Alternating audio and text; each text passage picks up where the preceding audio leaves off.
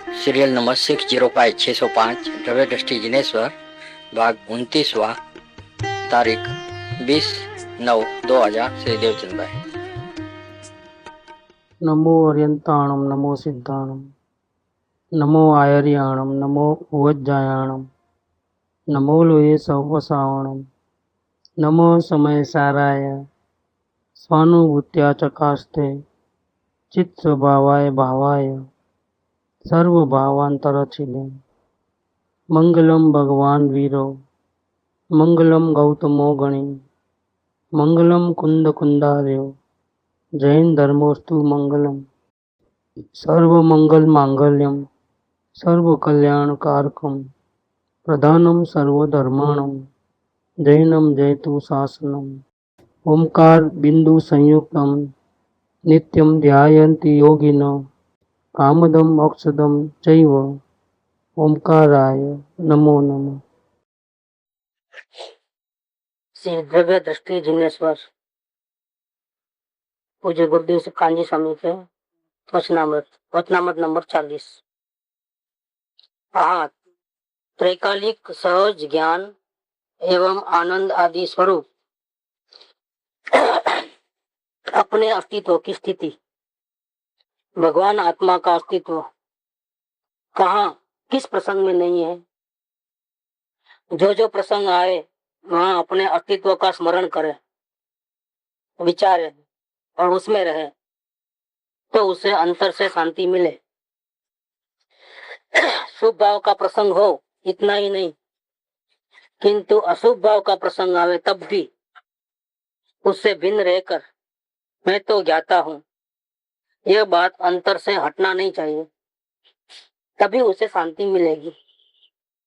पर का कुछ कर दूं तो मुझे शांति प्राप्त हो, पर की कोई सुविधा मुझे मिले तो मुझे अच्छा रहेगा, ऐसा अभिप्राय होगा तब तक तो अशांति और दुखी रहेगा। सुख दुख के बारे में बात करें और प्रश्न किया है गुरुदेव ने यहाँ पर कि सहज ज्ञान और सहज आनंद का स्वरूप माने स्वभाव। जैसे शक्कर का स्वभाव है मीठापन, नमक का खारापन, ऐसे आत्मा का स्वभाव क्या है? ज्ञान और आनंद। ज्ञान और आनंद इसमें से अलग नहीं कर सकता। और सहज माने कुदरती है, ये कोई चीज बनाई हुई नहीं है। जैसे आकाश तो कुदरती है, किसने बनाया आकाश को? ऐसे ज्ञान आनंद स्वरूप ऐसी जो वस्तु है, जो जीव तत्व है, जो तीनों काल रहने वाला है, जिसका जन्म नहीं है, जिसका मृत्यु नहीं है, ऐसा जो स्वरूप है वो सहज रूप से कुदरती रूप से ज्ञान और आनंदमय है। इसलिए आत्मा को शांति के लिए कुछ करने की जरूरत नहीं, व्रत उपवास भक्ति पूजा कुछ भी।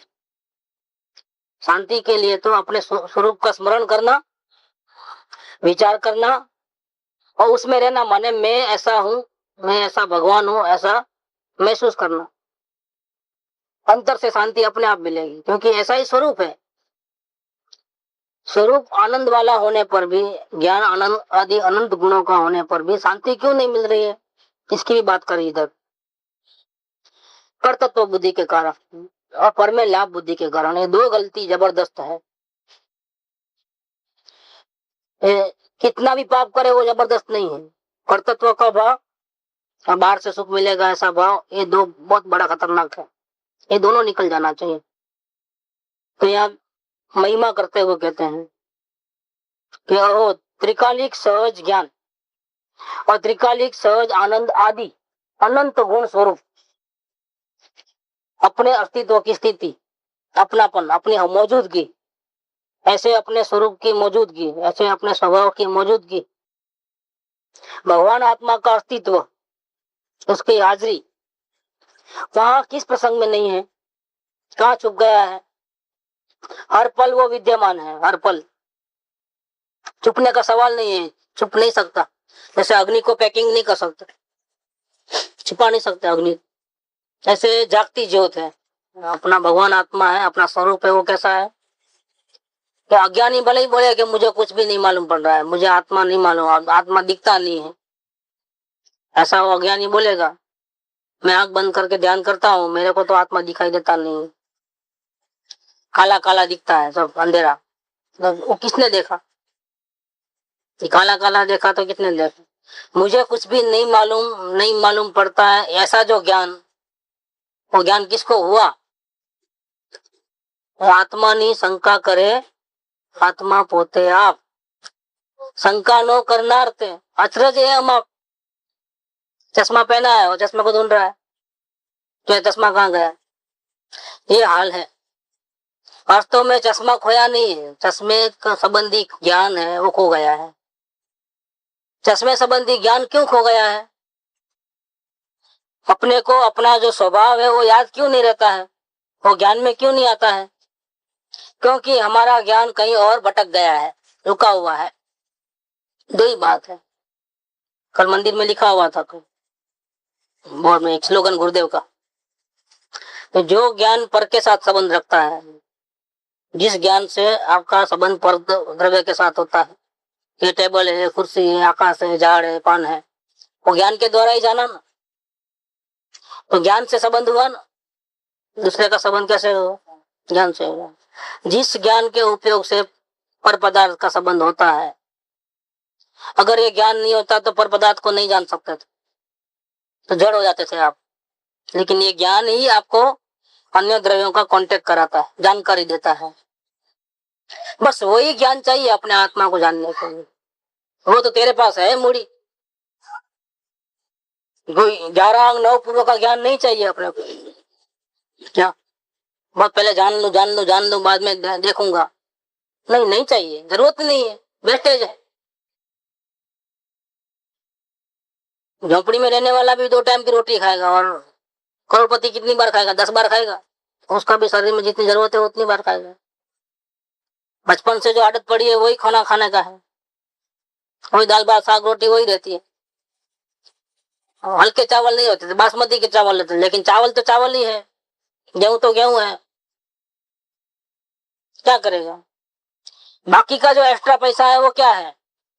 वो तो अपने को जरूरत नहीं है, ममता है, मेरा मेरा, बाकी अपनी को जरूरत नहीं है इसकी कोई। ऐसे ही ये जो ज्ञान है, जितना जिस ज्ञान से हम दूसरों को जान सकते हैं, बस अपने स्वरूप को जानने के लिए वही ज्ञान काफी है। इससे बढ़कर ज्ञान की जरूरत नहीं है। इतने में भगवान को देख सकोगे। क्यों देख सकोगे? कि भगवान मौजूद है, भगवान हर पल मौजूद है। इसलिए यह प्रश्न किया है गुरुदेव ने कि ऐसा भगवान आत्मा जो ज्ञान आनंद से भरा पड़ा है, अनंत गुणों से भरा पड़ा है, सहज उसका स्वभाव ही ऐसा है, ऐसा भगवान आत्मा देह देवल में विराजमान है, वो कब किस प्रसंग में नहीं है? प्रश्न है। हर पल तो मौजूद है। तुम्हारा राम, तुम्हारा भगवान, तुम्हारा तारणहार, देवाधिदेव, 3 लोक का नाथ तुम्हारे साथ ही है। तुमको शरण लेने जाना कैसे पड़ता है? तुमको प्रार्थना कैसे करनी पड़ती है? जरूरत नहीं है प्रार्थना की, क्योंकि वो तेरे साथ ही है। प्रार्थना तो कब करे कि वो हेल्प नहीं करे और हमको जरूरत हो तो प्रार्थना करे, तो विनती करे, तो भक्ति करे, तो उसकी पूजा करे, आराधना करे, जो भी करना है, गिड़गिड़ाना पड़े। तुझे गिड़गिड़ाने की जरूरत नहीं है।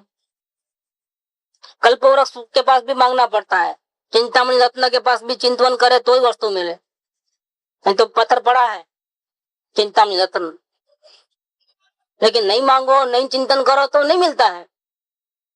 कल्पवृक्ष है आपके घर में, लेकिन नहीं मांगोगे तो नहीं मिलता है। एक भगवान आत्मा ऐसा है कि आपको मांगने की जरूरत नहीं, वो सदा आपके साथ है। किस प्रसंग में आपके साथ नहीं? सुखधाम अनंत सुसंत चही, ये सुखधाम तो तेरे पास ही है। सुखधाम अनंत, अनंत सुख का धाम। सुसंत चही, जो ज्ञानी पुरुषों का प्रेम का पात्र, ज्ञानी पुरुष इसको ही प्रेम करते हैं, चाहते हैं। चही, सुखधाम अनंत सुसंत चही, इतना प्रेम करते हैं कि दिन रात रहे तद ध्यान में। ज्ञानी पुरुष की अंतर लीला है। बाहर से खाते पीते, व्यापार करते, क्या क्या करते, अंदर में क्या करते हैं? उनका प्रेम कहाँ है? उनका प्रेम कहाँ है? संसार के कोई भी संयोगों में, चाहे कितने भी अच्छे क्यों न हो, उनका प्रेम नहीं। प्रेम एक से है, सुख धाम अनंत सुसंत चही, दिन रात रहे तद ध्यान मही।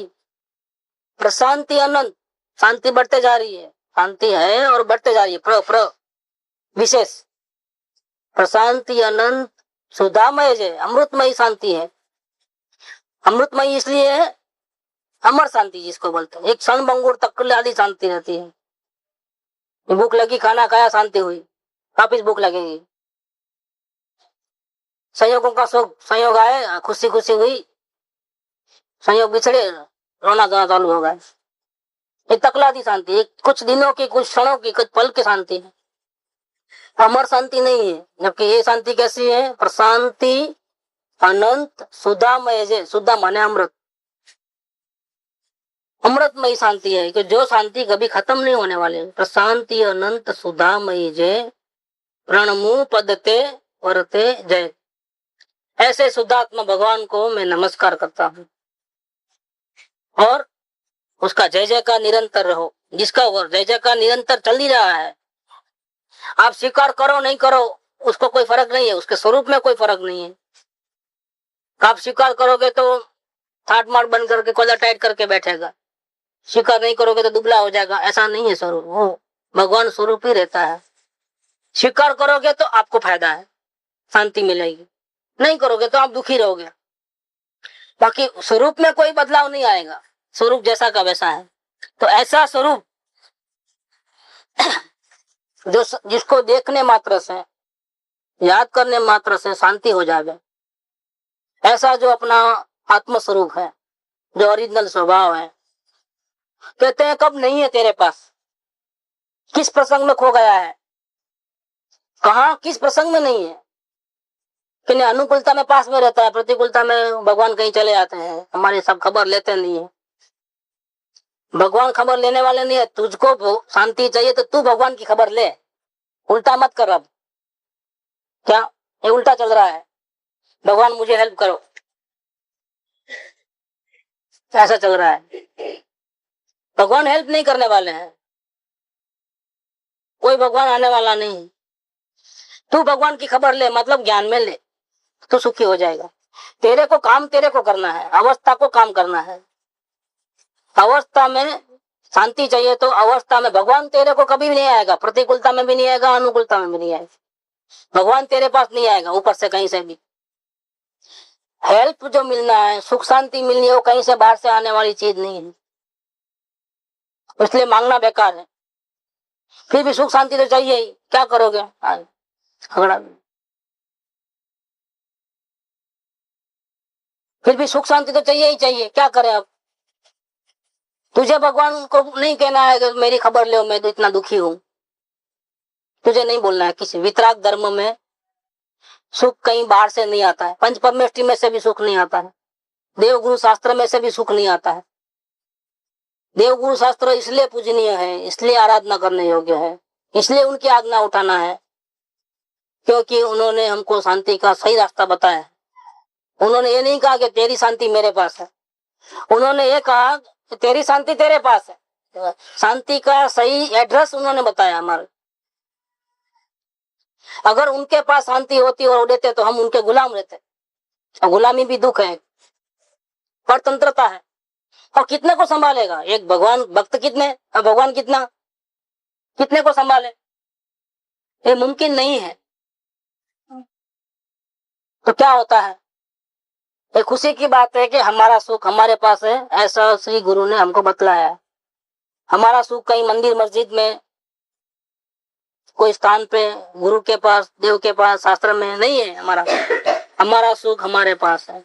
जिसको देखने से शांति मिले, आनंद मिले, ऐसा तत्व कब नहीं है? पूछते हैं गुरुदेव, हमको प्रश्न करते हैं कि तुमको शांति चाहिए, तो जिसको देखने से भी शांति मिल जाए, ऐसा जो परम तत्व है, जो तू ही हो, भगवान आत्मा,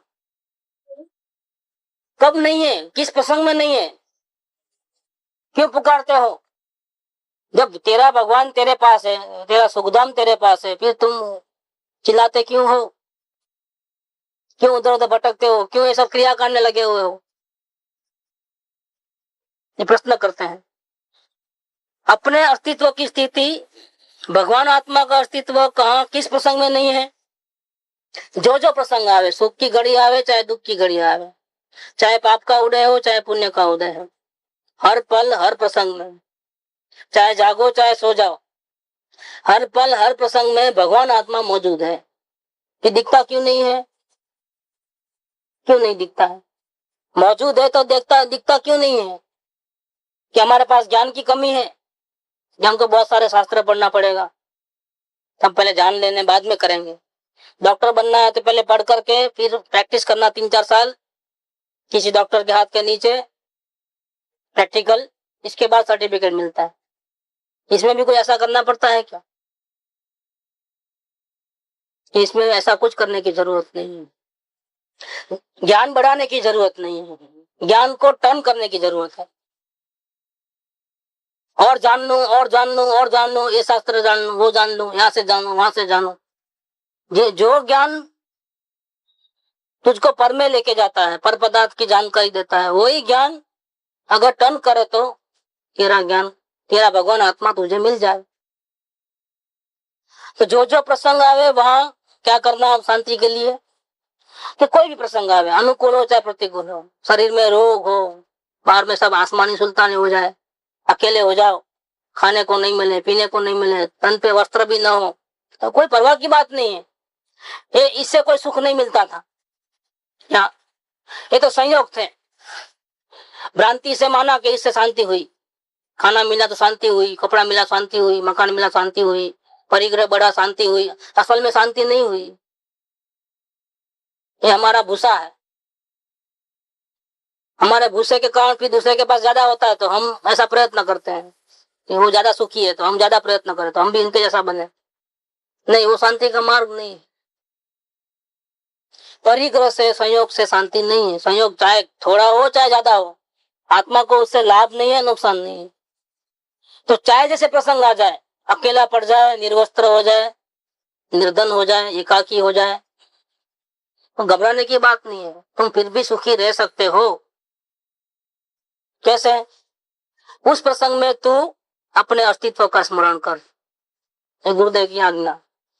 जो जो प्रसंग आवे वहां अपने अस्तित्व का स्मरण करे कि मैं कैसा हूँ, मेरी अवस्था में तो गड़बड़ है, दुखी हूँ, खाने को नहीं मिल रहा है, पीने को नहीं मिल रहा है, अकेला हूँ, कोई साथी नहीं है, कोई संगाती नहीं है, उल्टे गालियां देने वाले हैं, अपमान करने वाले हैं। कोई बात नहीं, अवस्था में ऐसा है, पूर्व के पाप कर्मों का उदय आया है तो ऐसी स्थिति बनती है। कोई चिंता की बात नहीं है, अवस्था में कुछ भी हो जाए इससे जो चिंता करने की बात नहीं है, क्योंकि स्वभाव उसी वक्त कैसा है? स्वभाव उसी वक्त भगवान स्वरूप है। स्वभाव में खवास भी नहीं आई है, एक लकीर भी नहीं खींची गई है, थोड़ी कमी भी नहीं, खुरेदना भी नहीं हुआ है जरा भी। उसी वक्त हर प्रसंग में तू भगवान आत्मा जैसा का वैसा हो। तो कोई भी प्रसंग आवे तो वहां अपने अस्तित्व का स्मरण कर, अपने स्वभाव को संभाल, स्वभाव को ज्ञान में ले कि भाई बाहर में भले ऐसा है, मेरे को क्या हुआ है? अवस्था में नहीं हूं, मैं तो द्रव्य हूं, द्रव्य में क्या हुआ है? अवस्था में हुआ है तो वो तो जानने का विषय, रोने धोने का विषय नहीं है। जो भी फेरफार बाहर में होता है अवस्था में, शरीर में रोग आवे, बाहर में अनहोनी हो जाए, लॉस हो जाए, एक्सीडेंट हो जाए, देखो सब कोई रेड पड़े और सब कुछ चले जावे, वापिस जीरो पे आ जावे, हो सकता है। वो सब बाहर में होता है तो तेरे संयोगों में फेरफार हुआ है, तू क्यों रोता है, तू क्यों चिल्लाता है? तेरे स्वभाव को देख, चाहे जैसे प्रसंग आए तू तेरे स्वभाव को देख, तेरे अस्तित्व को याद कर, विचार कर उस स्वरूप का और उसमें रहे। याद करना, जागृति में रहना माने विचार करना, विचार करना माने जागृति में रहना। प्रथम तो याद करना, अस्तित्व को याद कर, फिर जागृति में रहे मतलब विचार, और फिर उसमें रहे। विचार रहेगा तो अपना स्वरूप में शांति मिलेगी, तो फिर उसमें ही रहना, बाहर देखने का कोशिश ही नहीं करना,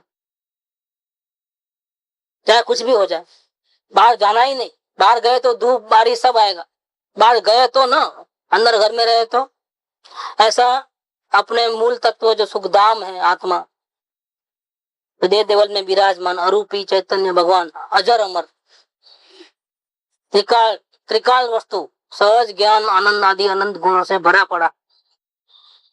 हे अपना भगवान हमेशा हर पल हमारे साथ है। सुखी होने के लिए कोई भी प्रसंग आवे, सुख के चाहे दुख के, उसके स्वरूप को याद करना, उसके स्वरूप का विचार माने जागृति में आ जाना और उसमें ही रहना। तो क्या होगा, फायदा क्या होगा? तो उसे अंतर से शांति मिलेगी, बाहर से नहीं मिलेगी।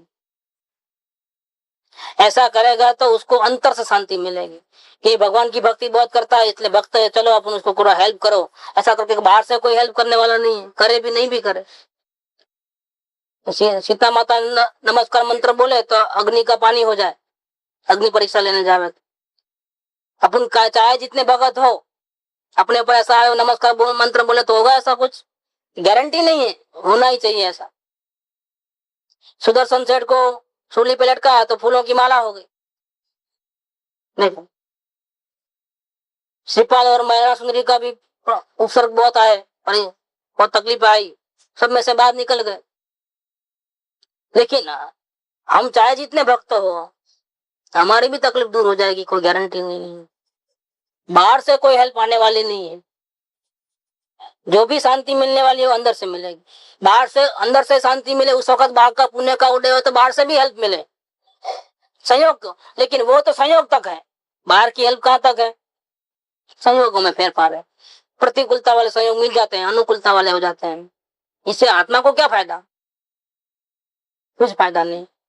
अंतर से शांति मिले, अपने अस्तित्व को भान करने से, स्मरण करने से, विचार करने से, उसमें रहने से अंतर से शांति मिलती है।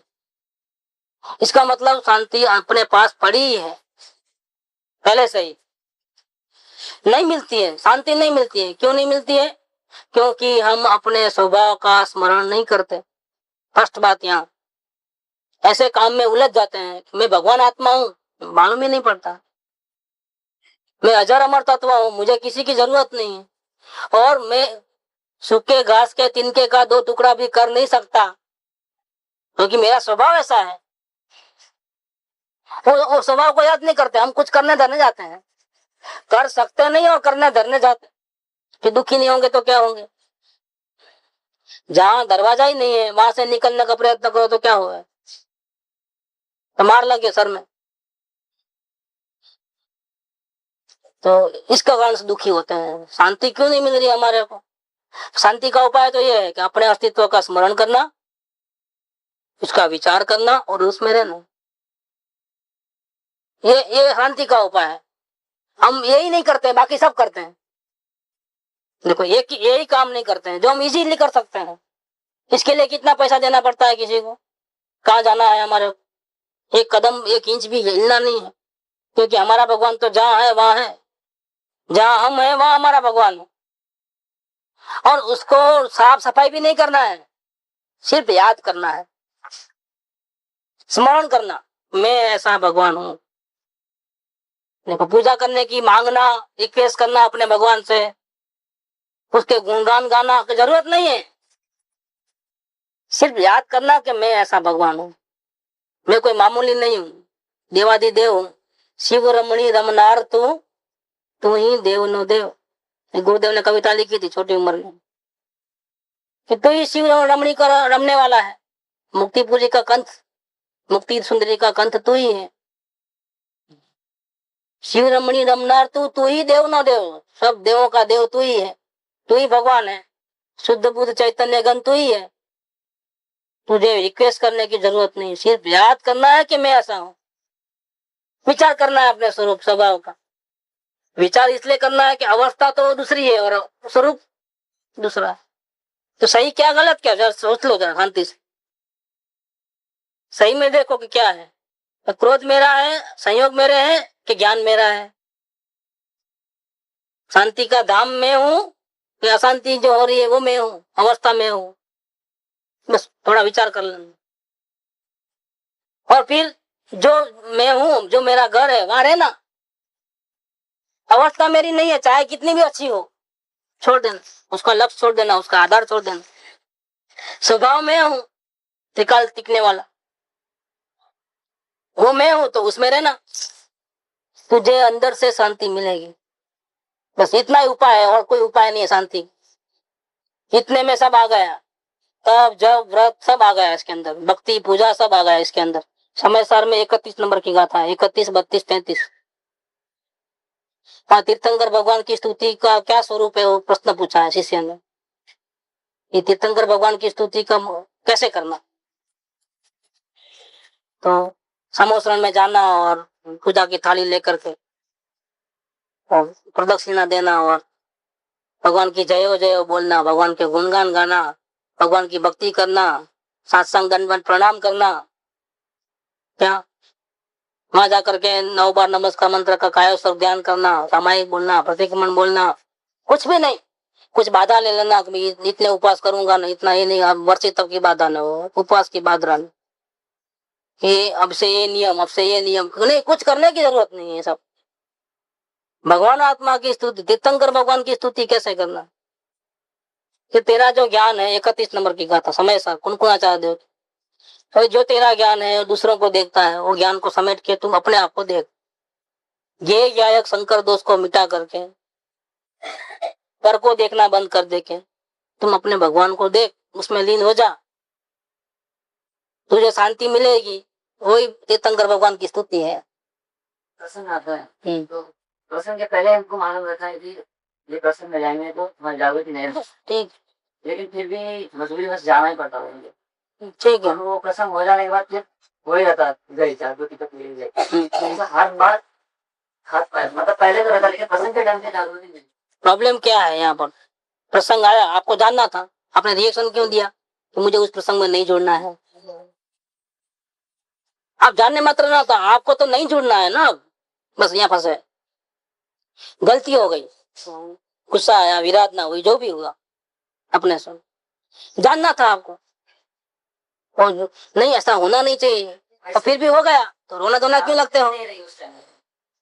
प्रसंग के टाइम पे जागृति ही नहीं रही, तो इसलिए तो दुखी होते हैं, यही तो कारण बता रहे हैं। अगर जागृति स्मरण रहे, जागृति तो बाद में, पहले स्मरण याद आवे कि मैं भगवान आत्मा हूँ। हाँ। प्रथम तो याद, स्मरण कहाँ नहीं, इधर अपने अस्तित्व का स्मरण करना, फिर विचार करना, माने जागृति में रहना, और फिर आगे उसमें रहना मतलब अनुभूति में चले जाना, स्वभाव में लीन हो जाना। 3 स्टेप बताए, पहले याद करना, फिर विचार मतलब जागृति में आ जाना, विचार में आना, विवेक करना, विचार विवेक, और जागृति में आना, और तीसरा ध्यान में आ जाना, अपने उसमें ही लीन रह जाना। याद ही नहीं आती है, याद में मैं आत्मा हूँ ये याद नहीं आता है, मैं फलाना फलाना हूँ, मेरे को इतने काम करने हैं, सुबह उठे तो लिफ्ट है, याद ही नहीं आता है कि मैं भगवान आत्मा हूँ। अब वो क्या पूरा काम उल्टा चलता है, शुरुआत में ही गलती हो गई। हर वक्त नहीं, वो तो विचार आता है कि यहाँ जाएंगे तो ऐसा हो जाएगा, लेकिन फिर भी जाना होता है, और अंदर में हमेशा वो रहता है, अरे क्यों जा रहा हूँ, अरे क्यों जा रहा हूँ, क्यों जा रहा हूँ, क्यों फंस रहा हूँ, क्यों फंस रहा हूँ, मालूम रख लेके क्यों फंसता हूँ, अंदर में वो चलता है। कौन फंसता है, मैं तो फंसता नहीं हूँ। जाना होगा उस प्रसंग में तो जाएंगे, नहीं जाना होगा तो नहीं जाएंगे। उस प्रसंग में जाना ही नहीं है, जाना ही नहीं है, बिगड़ जाएगा, बिगड़ जाएगा, होते जाएगा तो मरने की खबर। चाहे कैसा प्रसंग हो, कहा ना, जो जो प्रसंग आवे, प्रसंग हमारे अनुकूल भी हो, प्रसंग हमारे प्रतिकूल भी हो, अंतराय कर्म में बहुत बांधा है तो हमारी जागृति को बाधा पहुंचाने वाले प्रसंग बनेंगे, उपाधि आ जाएगी चारों ओर से। एक ठीक करोगे तो 13 टूटेंगे, 13 को ठीक करोगे 56 टूटेंगे, चलेगा। संसार का ऐसा स्वरूप है, हमने अपने कर्मों का कर्जा चुकाना है, चुकाएंगे हम हंसते हंसते, फिर रोने का क्या जरूरत है। नहीं, ऐसे प्रसंग नहीं आना, हमारी जागृति टूट जाती है, तू तेरा बल सुखी सुख है तो बस, फिर की जरूरत क्या है आत्मा के सुख की, फिर बैठे रहो शांति से, सोए रहो। दुख को तो गले लगाना है, भले ही आवे। प्रभुपाद ने कहा है कि अगर दुख नहीं आवे तो समझना कि परमात्मा ने मिस्टेक हो गई है, परमात्मा ने मिस्टेक की है कि भक्ति करता है और दुख नहीं आया उसको, दुख तो आना चाहिए था।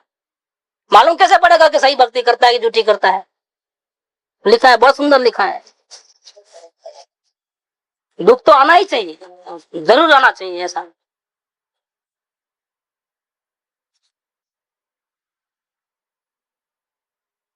नरसिंह मेहता के ऊपर से लिखा है।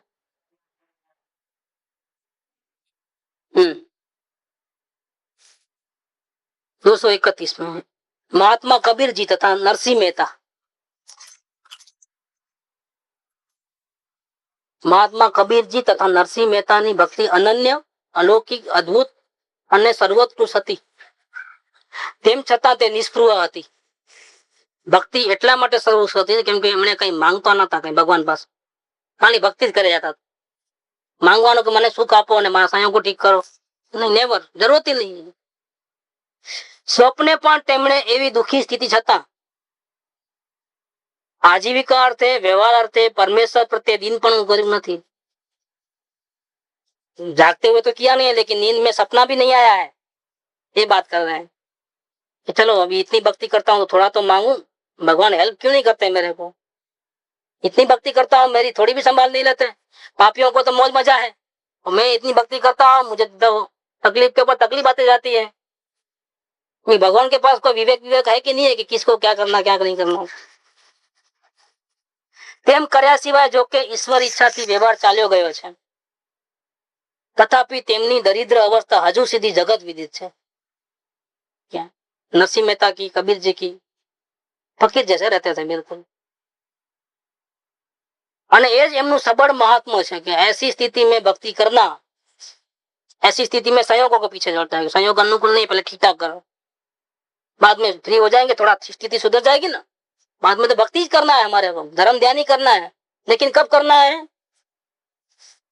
सब स्थिति अच्छी सुधर जावे, सब ठीक ठाक हो जावे, संयोग बराबर हो जावे, एक खरोच भी नहीं आवे, तब जाकर के धर्म करना.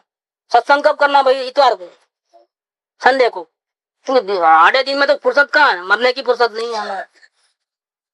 तब सब काम समेट करके जब थोड़ा आधा घंटा घंटा टाइम मिले तब जाकर के सत्संग करना. वो भी अगर हमको नहीं जाना पड़े और हमारे घर पे आ जाए तो सबसे बढ़िया. इतना भी हमको मेहनत नहीं करना है. ये हमारा मेंटालिटी है. ऐसे चाहिए मुक्ति, लेकिन मुक्ति के लिए परिश्रम बिल्कुल नहीं करना है. ये जेमनु सबड़ महात्मा है कि ऐसी स्थिति में भी उन्होंने भक्ति को नहीं छोड़ी और मांगा कुछ भी नहीं है. परमात्माए एमना पर्चा पूरा કર્યા છે. તે ભક્તોની ઈચ્છાથી ઉપરવટ જઈને, भक्तों ने नहीं मांगा है. भक्तों की इच्छा थी कि भगवान हेल्प करे ही नहीं, ऐसी भगवान की भक्तों की इच्छा थी. फिर भी भगवान को लगा कि नहीं, अब मेरी नाक कटती है. भगवान को ऐसा लगता है कभी अभी इनको भक्ति, इनको हेल्प नहीं करूंगा तो नाक किसकी जाएगी, इज्जत किसकी जाएगी? क्योंकि वो तो दिन रात मेरा नाम ले रहा है. तो अगर मुसीबत में उनको हेल्प नहीं किया तो लोगों को मेरे नाम पर से विश्वास उठ जाएगा. भगवान को अपनी इज्जत रखनी थी बोल के हेल्प किया है, भक्तों ने नहीं मांगा है. ભક્તોની ઈચ્છાથી ઉપરવટ થઈને, ભક્તોની એવી ઈચ્છા ન હોય અને એવી ઈચ્છા અગર હોય તો રહસ્ય ભક્તિની તેમને પ્રાપ્તિ પણ ન હોય. भक्त को थोड़ी भी इच्छा रहे तो जो भगवान देना चाहता है वो नहीं मिलेगा. आपको एक ही चीज मिल सकती है, दो चीज नहीं मिल सकती. आपको क्या चाहिए मांग लो. भगवान आत्मा चाहिए तो फिर दूसरा कुछ नहीं मांगना. अगर भगवान आत्मा चाहिए, अपने स्वरूप को पहचानना है तो फिर दूसरा कुछ नहीं मांगना. दूसरा कुछ में सब कुछ आ गया कि मुझे सत्संग बराबर नहीं मिलता है, मेरे को ये प्रॉब्लम है, मेरे को वो प्रॉब्लम है, तो वो अभी कुछ नहीं मांगना. तुम एक ही चीज मांगो, कोई मांगना है, एक ही चीज मांगना है, वो तो अपना स्वरूप है. इसके अलावा कुछ मांगोगे तो नहीं मिलेगा. आप हजारों बात लखो પણ જ્યાં સુધી નિષ્પ્રહ नहीं था ત્યાં સુધી विडम्बना है कि कितना भी दो लेकिन पात्र में ही काना है. निष्प्रुहता ही नहीं है, रहेगा किधर? अपात्रता है, कितना भी समझा लो नहीं समझेगा. क्योंकि कुछ चाहिए ना, चाहिए तो खत्म हो गई बात. जिसको कुछ नहीं चाहिए उसको परमात्मा मिलता है. तैयारी है इतनी? हरिनो मार्ग छे सुरानो, नहीं कायर नु काम जोने, प्रथम पहला मस्तक मुकी वर्ती लेवू नाम जोने. दूसरा एक बहुत अच्छा लिया है, 223 में है, स्टोरी लिखी है शॉर्ट में. परमात्माની ભક્તિ જેને પ્રિય છે એવા પુરુષને એવી કઠણાઈ ન હોય તો પછી ખરા પરમાત્માની તેને ભક્તિ જ નથી એમ સમજવું. આપણા મૂળ બાત તો એ છે. અથવા તો ચાહીને પરમાત્માની ઈચ્છારૂપ માયાએ તેવી કઠણાઈ મોકલવાનું કાર્ય વિસ્મરણ કર્યું છે. ભૂલ ગયા है, भगवान भूल गया, कोई काम में बिजी होगा कि अपने भक्त को कठिनाई नहीं भेजी है, दुख नहीं भेजा. भेजना चाहिए था उसको. टेस्टिंग कैसे करेगा? कोई मंदिर में खाली नहीं है, भीड़ लगी है, अभी सच्चा कौन झूठा कौन कैसे मालूम पड़े? भगवान टेस्ट कैसे करेगा? दुख भेजो मालूम पड़ जाएगा। अभी दुख पड़ते ही सब हट जाते हैं, फिर भगवान की भक्ति करने को कोई नहीं रहता है। જનક વિદય અને મહાત્મા કૃષ્ણ વિશે માયાનું વિસ્મરણ થયું લાગે છે, તથાપि એમ નથી. જનક વિદયની કઠણાઈ વિશે કંઈ અત્રે કહેવું જોગ નથી, કારણ કે તે અપ્રગટ કઠણાઈ છે, અને મહાત્મા કૃષ્ણની સંકટરૂપ કઠણાઈ તો પ્રગટ જ છે. કારણ તેમ અષ્ટમહાસિદ્ધિ અને નવનિધિ પણ પ્રસિદ્ધ જ છે, તથાપि કઠણાઈ તો ઘટાડત જ હતી અને હોવી જોઈએ. એ કઠણાઈ માયાની છે અને परमात्मा लक्ष्मी तो ये शरणाई है। एम ज हो, परमात्मा की भक्ति करने वालों को तो ऐसा तकलीफ तो आना ही चाहिए। अब स्टोरी की बात करते हैं कि किसी राजा ने बहुत तपस्या की और परमात्मा का आराधना किया, फिर बाद में परमात्मा ने दर्शन दिया, एक कल्पित स्टोरी, और बोला मांग मांग, मैं तुझ पे प्रसन्न हो गया हूं, तुझे क्या चाहिए? फिर राजा ने मांगा, हे भगवान, આવી જે રાજ્ય લક્ષ્મી મને આપી છે તે બરાબર કર્યું નથી। શું? भगवान को डांटता है भगत कि मुझे राजा बनाया, ये सब सुविधा दिया, ये ठीक नहीं किया है आपने। तारो परम अनुग्रह जो मारा ऊपर हुए, अगर तू मेरे पे सही में प्रसन्न हो गया हो तो पंच विषयों को, 5 इंद्रियों के विषयों को साधन भड़का देने वाला जो ये साधन सामग्री है, तो उसमें रहने से तो 5 विषयों की जो तृष्णा और बढ़ती है और आग लगती है। ऐसे संयोग साधन सुविधा मेरे को दिया है, ऐसी राज्य लक्ष्मी का मुझे दोबारा जागृति में तो विचार ही नहीं आना चाहिए, लेकिन नींद में भी मुझे सपना भी नहीं आना चाहिए। क्या मांगा कि अगर तू प्रसन्न हो गया तो मुझे ऐसा कर दे चमत्कार कि मुझे नींद में भी इसका सपना ना आवे। एक बार आप परमात्मा तो सोचा होंगे कुछ मांगेगा है, ये तपस्या किया है तो कुछ मांगेगा तभी तो किया होगा ना। परमात्मा को ऐसा लगा होगा, इसलिए बोला मांग मांग। इसको अगर ये मालूम होता कि नहीं मांगने वाला है तो क्या को बोलते हैं मांग मांग। क्या अब क्या शब्द क्या यूज किया कृपा देना, बहुत सुंदर शब्द यूज किया। परमात्मा दिंग थई गया। परमात्मा ने क्या सोचा था और क्या निकला है, मतलब आश्चर्यचकित हो गए परमात्मा। तथास्तु कही स्वधाम गत थया, मांग लिया है, वचन दे दिया है, तथास्तु जाओ। कैसी बात है कि भक्त मांगता नहीं, चाहे दुख आता ही है और वो मांगता नहीं है, क्योंकि उसको तो सुखधाम उसके पास ही है। ये बोल है यहाँ पर गुरुदेव का, क्यों नहीं मांगता है भक्त? कि जगत की सर्वोत्कृष्ट चीज जो स्वयं है, इसका बाण नहीं होने से वो दुखी था, और श्री गुरु ने उसका बाण करा दिया। अब क्या मांगने का है? अब है क्या जो मांगे? सबसे बढ़िया चीज मिल गई जो स्वयं ही है, वो भगवान आत्मा अजर अमर, वो तो स्वयं है। उसका तो ज्ञान देवगुरु शास्त्र ने ले दिया आपने। वहां गए तो वो बोले तुम क्यों आया था, टाइम वेस्ट क्यों कर रहे, पूजा भक्ति में उसमें जा तेरे भगवान के पास, तू भगवान हो, तू अपने को देख, बाहर क्यों देखते हो, हमको क्यों देखते हो? और देखने की कला बता दी, अब और क्या मांगे? अब तो चाहे जैसे प्रसंग में भी तू इसका स्मरण कर, अपने आप का, अपने भगवान का, उसका विचार कर और उसमें ले जा, लीन हो जा। विचार करना मने अवलोकन, और इसमें लीन रहे मने ध्यान, स्मरण अवलोकन ध्यान। मैं एक आत्मा हूं ऐसा स्मरण, मुझे क्या करना चाहिए तो अवलोकन, फिर से आगे बढ़ करके क्या करना चाहिए ध्यान। बात क्या होगा तो तुझको अंतर से शांति मिलेगी। शांति का एक ही उपाय है, बताइए हमने अपनी जिंदगी में कितनी बार ऐसा किया है? जो शांति का सच्चा उपाय है वही हमने नहीं किया है, और फिर पूछते रहते हैं हमेशा शांति कैसे मिले। इतने संयोग बढ़ गए फिर भी शांति नहीं मिल रही है, अशांति अशांति। भव भ्रमण मिट रहा नहीं है, न जाने आंख बंद होंगी तो कहाँ जाएंगे पता नहीं लगेगा, कहाँ खो जाएंगे। रचकण तारा रखड़ से जेम रखड़ती रेत, पछी नर्तन पामीस क्या, चेत चेत नर चेत। कहाँ पता लगता है हमारे माँ बाप कहाँ गए होंगे, कौन सी गति में होंगे, सुखी होंगे कि दुखी होंगे, वितराग धर्म उनको मिला होगा कि नहीं मिला होगा, मिला होगा तो आराधना करते होंगे कि नहीं करते होंगे, उनको आत्मा की शांति मिलेगी कि नहीं मिलेगी क्या पता है। हमारा कौन कहाँ खो गए पता नहीं है, लेटर भी नहीं आता है, एसटीडी नहीं, ट्रंक कॉल नहीं, कुछ नहीं। देखो इस दुनिया में रहे तो अमेरिका किधर से भी ट्रंक कॉल भी आ सकता है, लेकिन कौन सी दुनिया में चले गए पता ही नहीं है। सबका वो हाल है, अगर आत्मा की आराधना नहीं की तो सबका वो हाल है। कब कहाँ खो जाएंगे, कहाँ जाके बढ़ेंगे, कुछ पता नहीं है। इसीलिए सुख का रास्ता यहाँ बताया। सुखी होने के लिए कुछ ज्यादा कुछ करने की जरूरत नहीं है। व्रत, पचकान, उपवास, पूजा, भक्ति, सत्संग, ये सब व्यवहार की भाषा में कहने में आता है। वास्तव में असल में क्या करना है? असल में अपने अस्तित्व का स्मरण करना, विचारना माने जागृत अवलोकन में रहना, जागृति में रहना, और उसमें रहना माने ध्यान करना। ये तीन चीजें क्रम से, तो उसे अंतर से शांति मिलेगी। ऐसा करने से उसको अपने पास से ही शांति मिलेगी, बाहर से नहीं आएगी।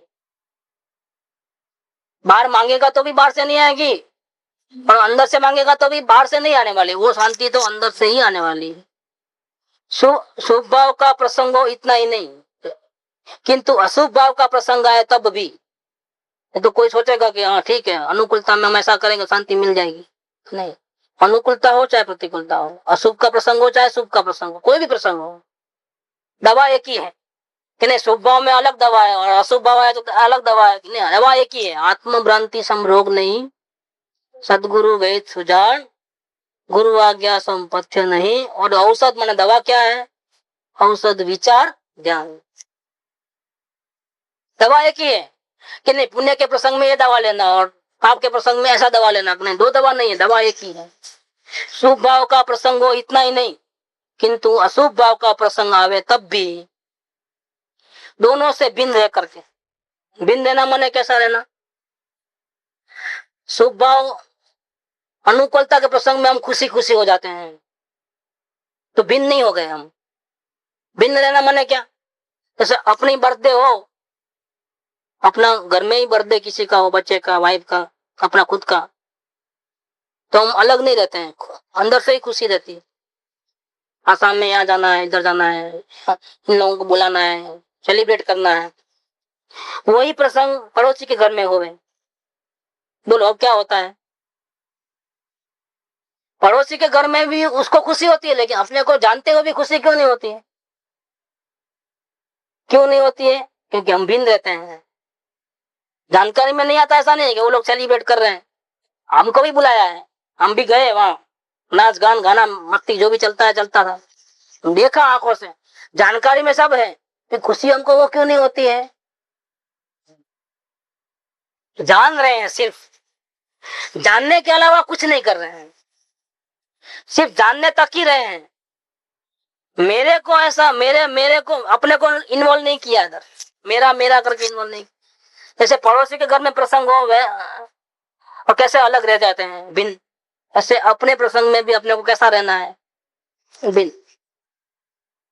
देखो ये बात मतलब कि शुभ भाव का प्रसंग हो चाहे अशुभ भाव का प्रसंग हो, प्रसंग कौन सा भी हो, शुभ भाव में तो कुछ करने की जरूरत नहीं पड़ती, क्योंकि अपना पुण्य का इतना जोर रहता है कि न चाहते हुए भी अपनी सब अच्छा इच्छा सफल ही होती है। देखो तो कोई करने का इच्छा ही नहीं होती। लेकिन अशुभ भाव में क्या करना? अशुभ भाव में तो ठीक ठाक करने जाना कि नहीं जाना? तो अशुभ भाव में भी ठीक ठाक करने को नहीं जाना। जैसे शुभ भाव में तुम इच्छा रहित हो जाते हो, इन्वॉल्व नहीं करते हो अपने आप को, अलग रह जाते हो, उसी प्रकार से अशुभ भाव का प्रसंग आवे, शरीर में रोग आवे, घर में झगड़ा हो जाए, लड़का नहीं माने, बहू नहीं माने, सास नहीं माने, अपमान हो जाए, कुछ भी प्रसंग बनाए, धंधे में लॉस हो जाए, चोरी करके कोई भाग जाए, देखो ये प्रसंग तो आते हैं। ऐसे अशुभ भाव का प्रसंग हो, तो अशुभ भाव के प्रसंग में भी हमको कैसा लेना है कि ये अशुभ भाव का प्रसंग हमारे को नहीं आया है, बाजू वाले को आया है। पूरी गुजरती हमारे पर है, लेकिन हमको ऐसा गिनना है कि नहीं हमारे पे नहीं आया है। हमको क्या होने वाला है? अगर कैंसर का भी समझो रोग हो, हम कहाँ मरने वाले हैं? हम तो अजर अमर है, डॉक्टर बोल दिया 24 घंटा, लेकिन हम कहाँ मरने वाले हैं? प्रसंग आया है लेकिन हमारे पे कहाँ आया है? देखो ऐसा भिन्न रह जाना बिल्कुल। बिन रह के काम करना है। अशुभ भाव का प्रसंग आए तब भी उससे बिन रह करके, इन्वॉल्व नहीं होना। इन्वॉल्व होंगे तो दुखी हो जाओगे। शुभ भाव के प्रसंग में सुखी हो जाओगे कल्पित, और अशुभ भाव के प्रसंग में तुम दुखी हो जाओगे। नहीं, वो तो मिक्स हो गए तो ना, मिक्स नहीं रहना है, अलग हो जाना है। ये जो कुछ प्रसंग बने मेरे पर नहीं गुजर रही है कुछ भी। सुख के प्रसंग भी मेरे नहीं है, दुख के प्रसंग भी मेरे नहीं है। मैं बिल्कुल भिन्न अलग हूँ। मैं तो जानने वाला हूँ, करने धरने भोगने वाला मैं नहीं हूँ। जब तक हम अपने स्वभाव को भूलते हैं तब तक करता भी है और भोगता भी है। लेकिन जो हम अपने स्वभाव में रहते हैं तो ना हम करता है ना भोगता है। छूटे देहाध्यास तो नहीं करता तू कर्म, नहीं भोगता तू तेनो, ये धर्म न मर्म। धर्म माने शांति, उसका रहस्य क्या? मर्म माने रहस्य। क्या रहस्य है? कि मैं देह से भिन्न हूं। जो भी आ रहा है देह के ऊपर सब आ रहा है, ठंडी गर्मी बुखार, क्या ये सब उसके ऊपर हो रहा है, मेरे पे नहीं हो रहा है। मैं तो बिल्कुल भिन्न हूं, मेरे को कोई घबराने की जरूरत नहीं है। तो तुम करता भी नहीं हो और तुम भोगता भी नहीं। छूटे देहाध्यास तो नहीं करता, नहीं कर, नहीं भोगता तू तेन, ये धर्म न मर। बिल्कुल छोटे छोटे वचन में आत्मसिद्धि में कैसा सुंदर मार्ग रखा है। ये बात यहाँ कहते हैं कि कोई भी प्रसंग में भिन्न रहकर मैं तो ज्ञाता हूं, ऐसा अपने को स्मरण करना। मैं तो सिर्फ जानने वाला हूँ, करने धरने वाला कि नहीं। इधर की चीज इधर पड़ी है, क्यों रखी, अब इधर रख के उधर रखो।